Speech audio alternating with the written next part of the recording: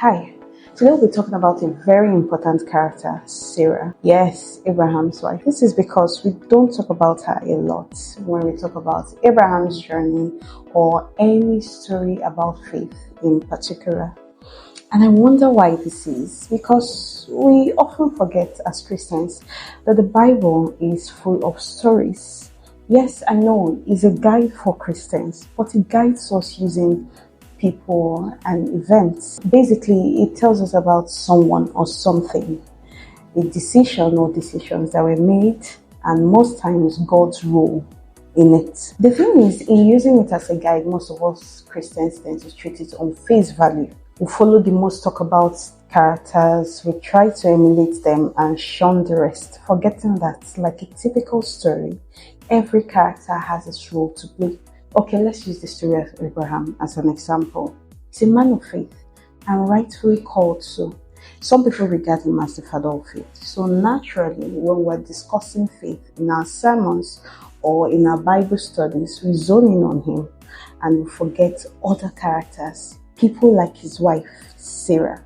But what's so spectacular about Sarah anyway? Why should we talk about her or add her in any story concerning faith, considering that she was pretty much faithless in Abraham's story? Well, the thing is, it is not who Sarah is, it is what she represents. Okay, let's talk about the man Abraham, and then we'll bring in Sarah, and you will see exactly how she fits into his story. Okay, a bit of background here. Who is Abraham? Abraham is a phenomenal guy, top guy for real. Now, he is a man of faith. He was also described as a friend of God, and as you read Genesis, you actually see why. This guy literally had conversations with God. He was first asked to leave his hometown, and he did. No questions asked, just packed up his family and moved. We also know that his name was changed from Abram to Abraham. He was promised a son at his old age, and he simply believed. And this is very instructive because it was not exactly about him, because from what we know about biology, men can have children even in their old age. It's more about his wife. Sarah, as at the time he was promised a child, was already past menopause. So how was this going to happen? Abraham did not even think about it. He simply believed. He also moved around a lot. His story was not exactly linear. He had several points in his story which we'll get right into. But what we'll find is that Abraham was heavily protected by God and also very, very blessed. We also know that he was the first, most likely, to enjoy generational blessings. Like the kind of blessings that God gave to him were blessings that would transcend him down to his sons, and his children's will get to enjoy what we now know as Abrahamic blessings. Oh, by the way, he eventually got that son named Isaac that God promised him. And guess what? God tested him by asking him to make a sacrifice of his only son. Once again, the guy just packed up his son, moved to the site where he was to do this offering, no questions asked, and he was about to offer up his son when God stopped him. Amazing, right? But his story is not that linear. There were several interruptions, and most of them were triggered by his wife, Sarah. Now, what do we know about Sarah? Well, the first thing we know about Sarah is that she was a very beautiful woman. We saw this beauty very well talked about in the Bible when he had to change location. The first was when he had to move to Egypt. The kind of beauty that Sarah had apparently was the kind that princes and kings wanted, that she was desired by the then Pharaoh of Egypt. And we also saw something here in that part of the story. So just how much God loved Abraham. God was very possessive and protective of Abraham, that because Pharaoh was with Sarah, God caused their household with a plague. And we have to note here that Pharaoh may or may not exactly have been at fault, because Abraham told Sarah, say, look, you're a babe. Please, when we get to this place, tell them that you are my sister, so they will not kill me because of you. Just to tell you how pretty this woman is. The second time we had any conversation whatsoever about her beauty was when he had to move again, and another king saw Sarah and liked her and wanted her, and because of that, again, we see God's love for Abraham shine through because he decided to close the wombs of the women in that family until the number one returned Sarah, and then Abraham had to pray for them before the wombs of these women were opened. Her name was also changed from Sarai to Sarah as we know it now. We also know that Sarah is a very faithless woman, or at least she didn't have as much faith as her husband. There is no need sugarcoating this. In fact, we had two grand displays of her faithlessness in the Bible. One was actually very funny. There was a time when Abraham hosted angels. When they were about leaving, they prophesied to Abraham that, look, you are by this time next year going to have your own child. And Sarah was where she was, laughing her head off because she simply did not believe. And I think this part was very funny because there was a conversation that ensued where God was like, oh, okay. So apparently you think what I said is very funny. And then she had to like, oh no, my Lord, I would never. I didn't laugh. And God said, stop it. You did laugh. It's not exactly as I said it, but I found that whole conversation funny because it was like a cut in the act moment. See just how faithless she was to have laughed at the prophecy when all her husband did was believe. But the biggest display of her faithlessness was her offering her maid Hagar to Abraham, for Abraham to sleep with Hagar so she can bear a child. Probably in her head she thought that was how she was going to be a mother. So in that case she was trying to help God bring his word to pass. I love that the Bible did not hold this part out. If the Bible held out this part where Abraham slept with Hagar at the request of Sarah, of course, and then had a child. Let me first start by telling you what happened there.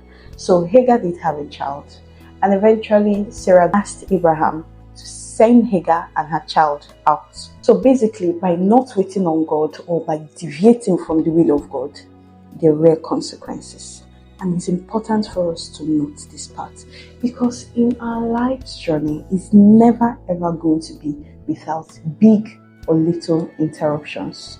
There will be Sarahs in our lives who simply don't share our vision, who do not see our dreams the way we see it, who want us to rush and actually sometimes take us out of God's will if we're not careful. Our story will never be linear like that. In fact, if it's not your family, it could be your friends, it could just be your job or other kind of circumstances in your life. And this particular action recorded here also shows us that, see, rushing outside of God's will always has its consequences. That you're better off waiting on God, you're better off waiting for God's will to happen, you're better off waiting for God's prophecy. You don't have to help God. Without this addition, see, Abraham's story would have just been one boring, unrealistic story of faith. And it has been so unattainable for us Christians who are now reading it because our lives are simply not like that. We are constantly exposed to circumstances that test us, that can shake our faith, that would make us want to deviate from God's will. But by seeing this example of Abraham and how God handled it, let me even tell you how God handled it. We saw the very, very compassionate part of God. He didn't allow Hagar to be discarded. In fact, she had to be brought back. And he did not, or at least there is no record of any punishment for deviating outside his will. The fact that what happened was enough punishment already. God did not try to rub it in. And this speaks to very much to the nature of God. That, see, even when we make mistakes, he is not looking to punish us like that. He's not looking to flog us. He's not trying to rub insults to injury. Yes, we will not be able to run away from the consequences of our actions. But it also tells us that, look, you have a compassionate Father who is always willing and ready to welcome you back into his arms and show you another way to continue. And at the end of the day, he still wants his will to be done in your life. Like I said earlier, every story is made up of characters and each character has its role to play. Now, hopefully, you can see just how important Sarah was in the character development of Abraham. Another thing is that Abraham's story teaches us that faith pays off. Because again, like I said, we saw that he was a very protected man, that even when these kings desired his wife, and yes, from the look of things, they definitely would have killed him if he did not introduce Sarah as his sister. Again, it tells us what happens if we stay as friends of God. Because of God's love for Abraham and the kind of relationship that they had, God was willing to strike families with plagues or shut the wombs of women who had no part in desiring Sarah. But look at what God was willing to do for this man Abraham. If we're not introduced to this character Sarah, maybe, just maybe, we will not have understood the extent to the kind of love that God had for Abraham. And do you now see how much more inspiring it is for us to want to stay in line with God's word when we know that there are actually rewards for being God's friends? Finally, I want us to look at Abraham's story as a powerful tool in soul winning, because his story gives us several reasons to have faith in God. See, we can't afford to be lazy and just tell people to have faith in God and this will go out well for them or things will work out properly for them. No, the fact is that is hard, as evidenced in the story of Abraham and Sarah, right? Because it makes absolutely no sense to tell an old man married to an old woman that they are going to have a child. Trust me, Sarah's reaction was faithless, yes, but perfectly normal, especially for a woman who has reached menopause, right? But we must try to show people and tell people who God is. Abraham's faith was not baseless. In fact, in every single conversation that they had, that is God and Abraham, or in every single instruction that God gave to Abraham, there was a promise attached to it. Yes, so it wasn't blind faith. God told him, if you do this, I'll make you father of nations. Your kids are going to be as many as the stars. Who curses you is cursed. Can you see that God actually did give him a reason to have faith in him? This is a part that we do not talk about often, but we actually need to talk about more. Yes, the waiting period was very hard, but God gave him many reasons to trust in him. So this is what we must do when we're trying to encourage people to have faith. We have to remind them that there's actually something for them if they trust in God, that there are benefits to trusting in God. And then you can bring up the story of Abraham, citing all the wonderful benefits that Abraham enjoyed just by having faith in God. Alright guys, I'll see you in my next video. Please subscribe